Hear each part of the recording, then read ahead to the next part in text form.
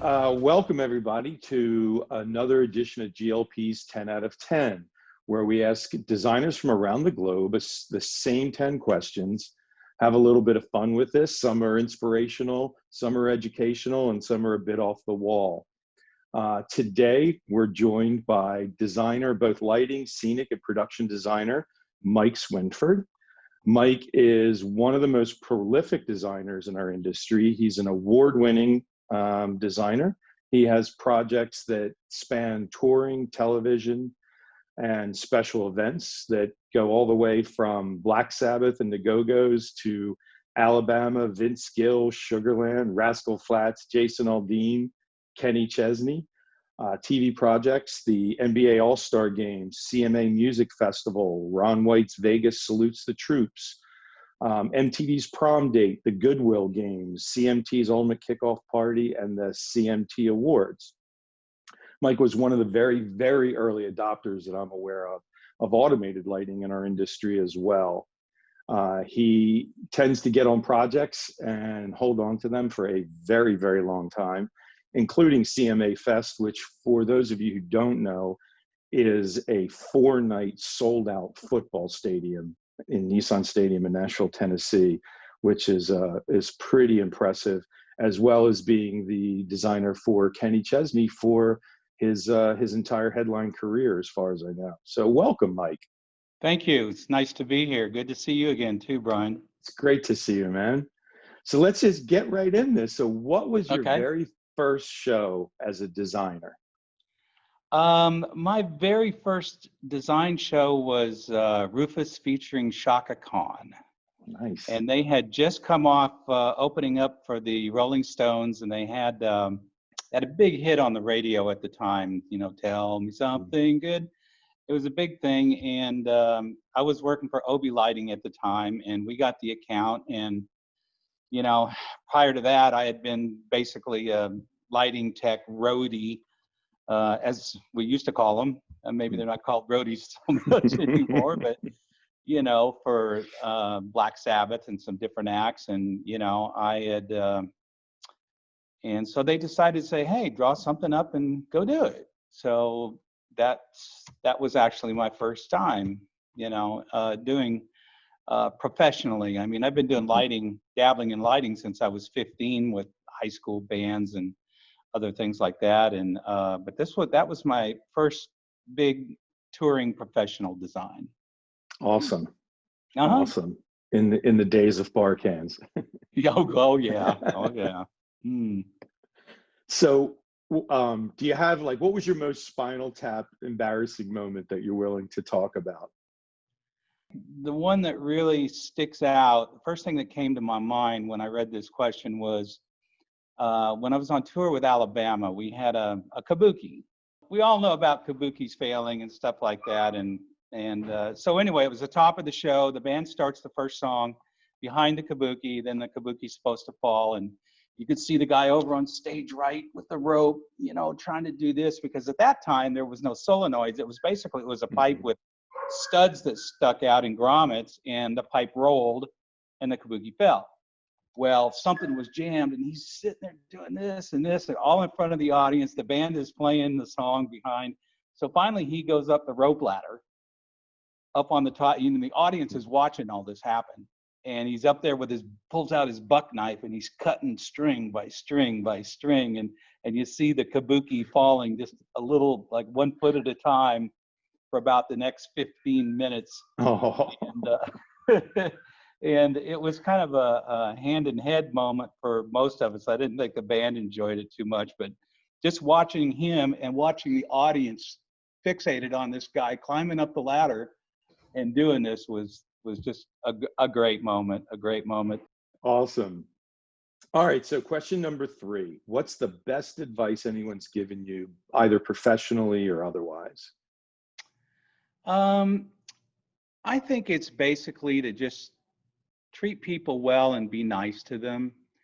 You know, you might be the top dog on a show, and, you know, everybody's kind of under you and, you know, looking to you for advice and what to do and how to proceed forward. And, you know, that can lead to people's ego, I think, sometimes, and treat people bad and belittle them. And I never really did that, and tried never to do that, because, you know, in this business, I mean, who might have been working for you and you cussed at them, you know, and or belittled them in front of their peers, they might be in charge of hiring you for a gig in the future, you know. Right. And so I think the main thing is just be nice to people, treat people nice and like you would like to be treated. And I think that's real important. And I think that if you treat your crews and staff like that, then you're going to get the best work out of them. You know, no question about that. Absolutely. Yeah. Absolutely. That's great advice. So, on a professional level, what was your proudest achievement? As you mentioned before, I've worked with Kenny Chesney for, I think 18 years now. And, you know, watching him grow from a small little arena show when people didn't think that he could headline a show, and going out there and then just killing it. And then every year it grew and it grew and it grew. And watching the show grow and being part of that growth, you know, and seeing the fans is, you know, is just an awesome moment. I mean, I still get goosebumps when those house lights go out and the crowd just comes to a roar.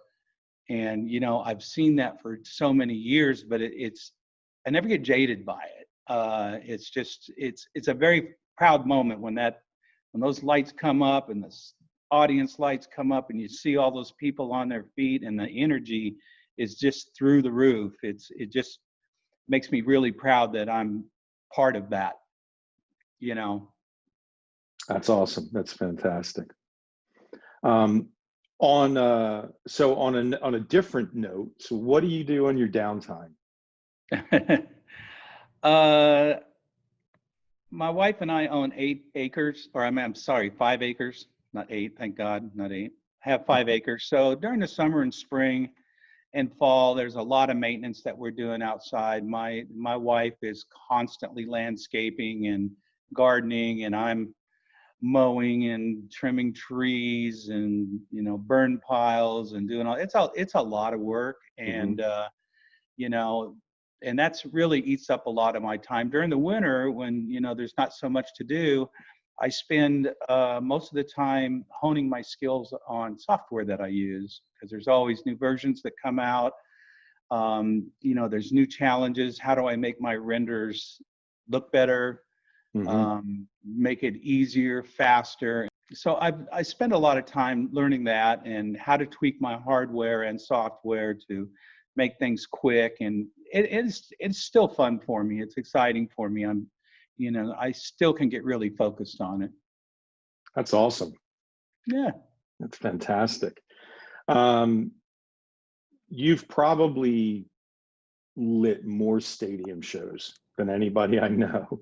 So with that in mind, what's the best venue you've worked in? As far as like arenas indoor, I would have to say Madison Square Garden, because it's a very prestigious place to work. You know, it's a lot of historical value in the garden, and I absolutely love working with Local One.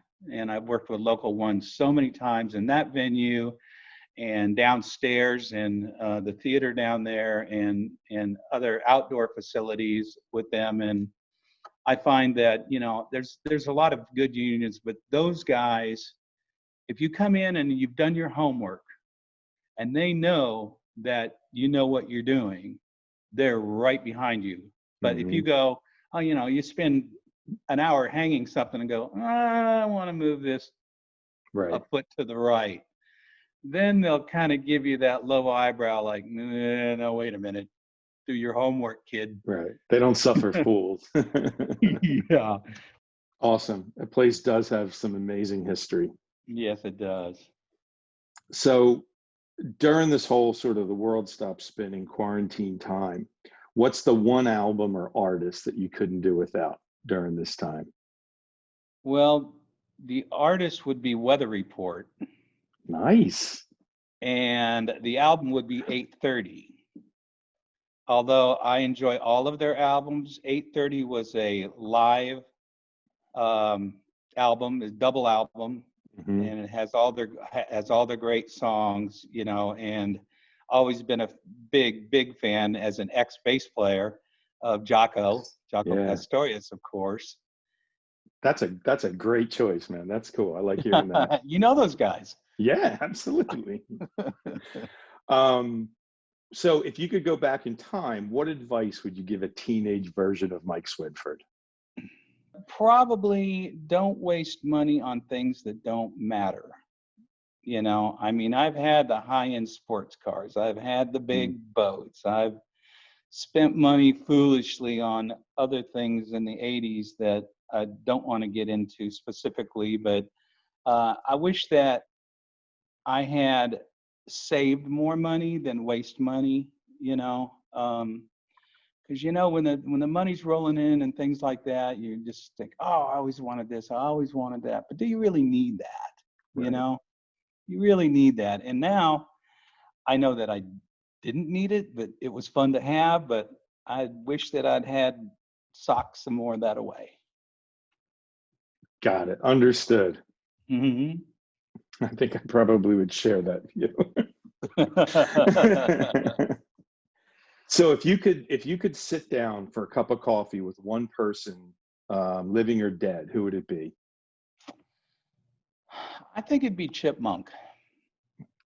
Okay. Chip actually hired me to be the LD for Rick Springfield. And Rick was in the beginning of his musical career. He was still doing acting on General Hospital during the week. And then we would go out and do weekend shows when he was getting his music career going. And I had never met Chip before, and I knew Chip was a legend, the godfather of a lot of things lighting. Mm-hmm. And he really taught me a lot about how to be creative. Don't be afraid to do the extraordinary. Don't be afraid to do, most people would never do that. Well, don't be afraid to do something completely different.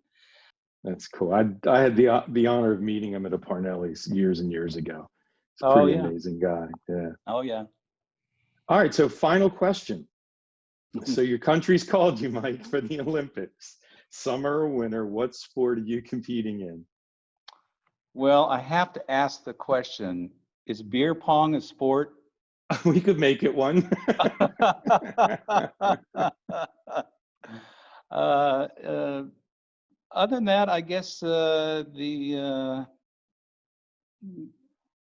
high jump. There you go. That I would pay to see. Or pole vaulting. Yeah, pole vaulting. Yeah.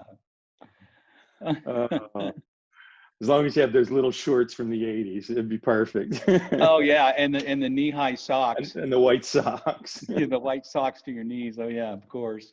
Of course. That's awesome. All right, man. Very good. Thank you very much, Mike. You have a You great bet. day. Thanks for having All me. right. All right, You're Brian. welcome. Thanks. Have a Take good care. day. Bye-bye. Bye-bye.